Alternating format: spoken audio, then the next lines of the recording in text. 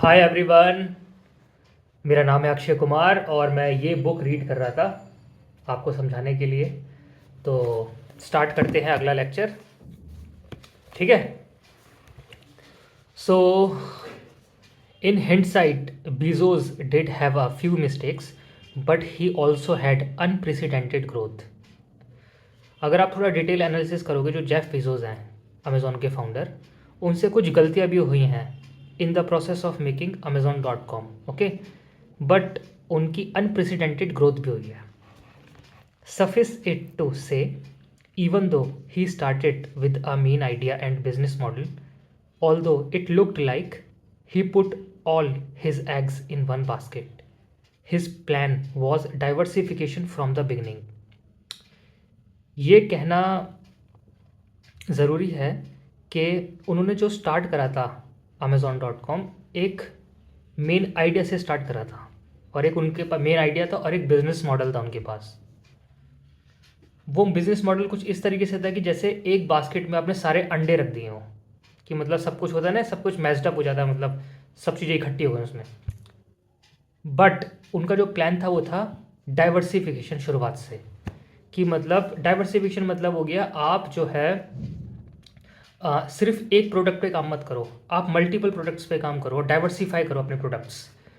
जिससे कि क्या होगा कि मान लो एक प्रोडक्ट अगर बैठ जाता है due to the market uncertainty, उस कंडीशन में भी बाकी प्रोडक्ट्स चलते रहे और वहाँ से रेवेन्यू आता रहे।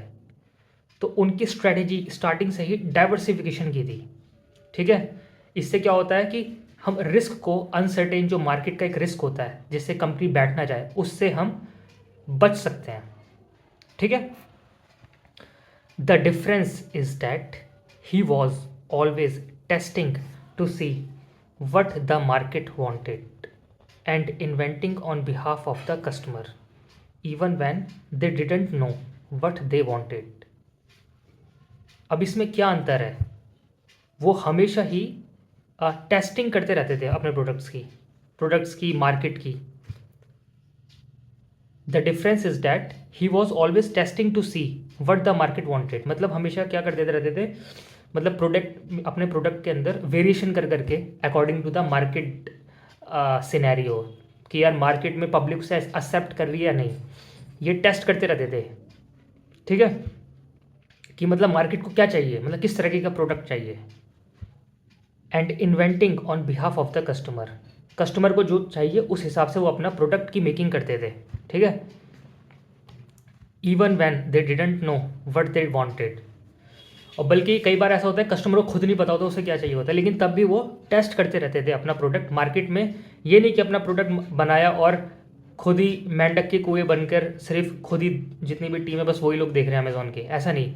वो एकदम ऑनलाइन कर देते कि मतलब ज़्यादा से ज़्यादा ऑडियंस देखे उस प्रोडक्ट को और अपना फीडबैक दे, और उस फीडबैक से वो अपने प्रोडक्ट को और बेटर बनाते रहे, ठीक है।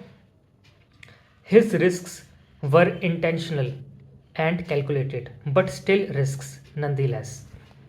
उनके जो ये रिस्क्स थे इंटेंशनल थे, कि मतलब इंटेंशन से लिया है कि मैं रिस्क ले रहा हूँ कि प्रोडक्ट मार्केट में चलेगा या नहीं, लेकिन कैलकुलेटेड रिस्क था, लेकिन रिस्क तो था, ठीक है। He started by taking a risk with an idea for a .com business, and उन्होंने शुरुआत करी ये रिस्क लेकर अपने आइडिया के साथ जब .com का बिजनेस चल रहा था, ठीक है, जब .com का जो रिसेशन आ रहा था उस दौरान।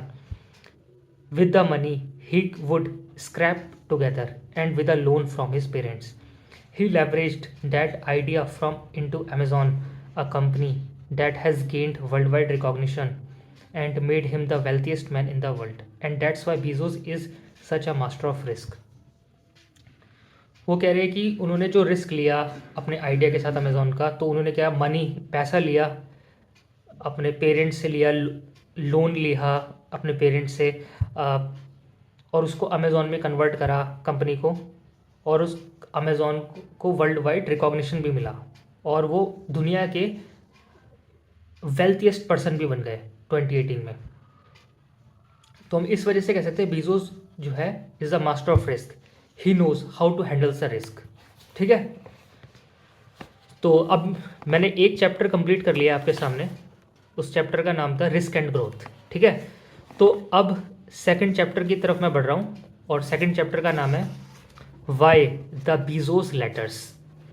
ठीक है, we choose to prioritise growth because we believe that scale is central to achieving the potential of our business model. Bezos ने 1997 में शेयर होल्डर को एक लेटर लिखा था, उसमें उन्होंने कहा we choose to prioritise growth, हमें प्रायोरिटी देनी है ग्रोथ को, कि हमें अपनी कंपनी की ग्रोथ कैसे करनी है। ठीक है, because we believe that scale is central, क्योंकि हम ये बिलीव करते हैं कि स्केल जो है सेंट्रल, मतलब स्केलिंग होनी चाहिए आपके बिजनेस की to achieve the business of our business model. ठीक है, अगर आपके बिजनेस मॉडल में अगर स्केलिंग नहीं है तो आपका बिजनेस मॉडल स्टैटिक है, एक जगह आके रुक जाएगा। लेकिन उनकी शुरू से ही थी माइंडसेट ये था कि मेरे को अपनी कंपनी को ग्रोथ करनी है और उसको स्केलिंग करना है। ठीक है, A few years ago, I was involved in an industry work group investigating the changing nature of risk. जो ऑथर है इस बुक के वो ये कह रहे हैं कि कुछ साल पहले वो इन्वॉल्व थे एक इंडस्ट्री वर्क ग्रुप में, मतलब उनका काम था जहाँ भी वो जॉब करते थे कि रिस्क को मेजर करना। ठीक है, जो भी रिस्क हो रहा है मार्केट में उसको, उसके चेंजिंग नेचर को मेजर करना। आई began researching the subject of risk in business when I came across the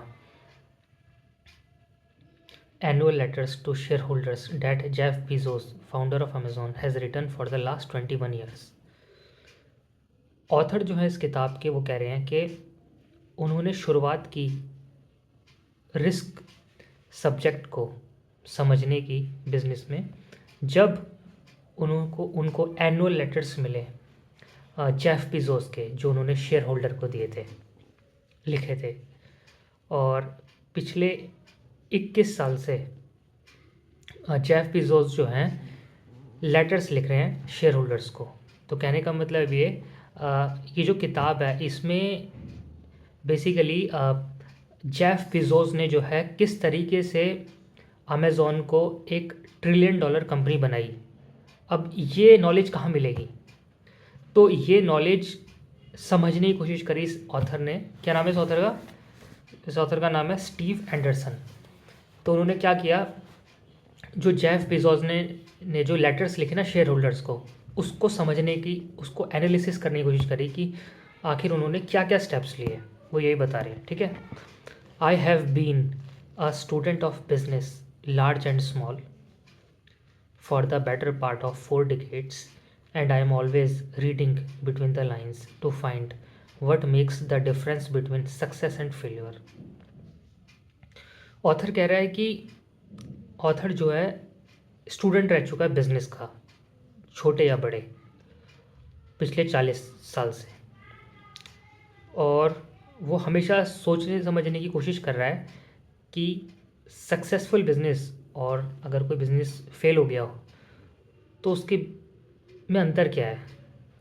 age I studied the letters ideas and patterns began to emerge. जैसे ही उन्होंने जेफ बेजोस के शेयर होल्डर वाले letters पढ़ने start करें तो वहाँ से उनको आइडियाज़ मिले ऑथर को, और एक पैटर्न्स उनको समझ में आया कि शायद इस वजह से अमेज़ॉन इतनी जल्दी ग्रो कर गई। ठीक है, I realized Bezos was actually spelling out through his letters how Amazon came to be the fastest growing and some would say most successful company the world has ever seen. Author को ये जानने को मिला जो Bezos के letters पढ़ के कि कैसे अमेज़ॉन फास्टेस्ट ग्रोइंग कंपनी बनी। ठीक है, दुनिया की। Over time as I analyzed and studied the letters, it became evident to me that there were actually cycles of growth and 14 growth principles that could help any businesses in any industry. वक्त के साथ साथ जैसे ही उन्हें share holder की letter जब वो पढ़ रहे थे, ये जो ऑथर है, तो उनको एक पैटर्न ऑब्जर्व हुआ और उस पैटर्न से जो भी उनको आइडिया आया तो उसी का जो निष्कर्ष निकाला तो उससे ही उन्होंने 14 ग्रोथ प्रिंसिपल्स दिए, ठीक है, जो कि हम इस किताब में पढ़ेंगे, जो कि किसी भी बिजनेस को, चाहे वो कोई भी इंडस्ट्री का बिजनेस हो, हेल्प कर सकता है, ठीक है। And what's more, it was evident you don't need billions of dollars to implement any of the principles. आपको और क्या चाहिए, ये साबित हो चुका है कि आपको कोई बिलियंस ऑफ डॉलर्स नहीं चाहिए ये 14 ग्रोथ प्रिंसिपल्स को इम्प्लीमेंट करने के लिए। Even Amazon didn't have billions of dollars when they got started, बल्कि अमेज़ॉन ने जब अपनी शुरुआत करी थी तब अमेज़ॉन के पास बिलियंस ऑफ डॉलर्स नहीं थे उनके अकाउंट में। Bezos actually started with a $3 lakh loan from his parents. Bezos ने स्टार्ट करा था अपना ये बिजनेस अपने पेरेंट्स से $3 लाख का लोन लेकर। अब देखो यहाँ से एक बात समझ आ रही है मेरे को, जो जेफ बीजोस हैं अमेज़ॉन के फाउंडर, उन्होंने बेसिकली उनके जो पेरेंट्स थे यानी कि वो अच्छे खासे रिच फैमिली में से थे। इससे मुझे एक ये आइडिया मिल रहा है पढ़ के, ठीक है, क्योंकि उन्होंने अपने माता पिता से $3 लाख का लोन लिया अपने Amazon.com को चलाने के लिए। क्योंकि जाहिर सी बात है, जब आप अपनी कंपनी चलाओगे तो आपको एम्प्लॉयज़ हायर करने पड़ेंगे, तो उनको सैलरी भी देनी पड़ेगी, कोई फ्री में तो आएगा नहीं काम करने, ठीक है। तो यानी कि उन्होंने लोन लिया। जनरली अब हम लोग क्या करेंगे, जो हम मिडिल क्लास लोग या जो लोग गरीब हैं वो क्या करेंगे, बैंक के पास जाएंगे पैसे लेने के लिए। लेकिन यहाँ पे जेफ बेजोस के पास एक एडवांटेज था, वो ऑलरेडी जेफ बेजोस एक रिच फैमिली में से थे, तो उन्होंने अपने माता पिता से $3 लाख लोन लिया और Amazon.com को स्टार्ट किया, ठीक है।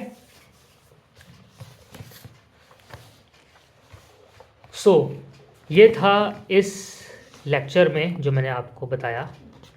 मैं आशा करता हूँ ये लेक्चर आपको समझ आ रहा होगा, और अगर आपको मेरा लेक्चर समझ आ रहे हैं तो please hit the like button, please comment on my YouTube channel whatever you have the ideas related to this topic or any other topic, so that मुझे पता चलता रहे कि यार आपको मतलब जो मैं जिस तरीके से आपको समझाने की कोशिश कर रहा हूँ, ये एक बहुत इंपॉर्टेंट चीज़ बिजनेस से रिलेटेड, कि आपको कितना समझ में आ रहा है ये, ठीक है।